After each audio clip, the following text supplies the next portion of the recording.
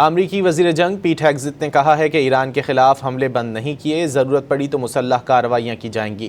Wisconsin میں صحافیوں سے گفتگو کرتے ہوئے امریکی وزیر جنگ پیٹ ہیگزت نے آبنائے ہرمز پر مکمل امریکی کنٹرول اور تیل کی ترسیل شروع ہونے کا دعویٰ کیا۔ پیٹ ہیگزت نے امریکی معاشی پابندیوں کو مؤثر قرار دیتے ہوئے کہا کہ اس وقت معاشی دباؤ ایران کو سب سے زیادہ نقصان پہنچا رہا ہے۔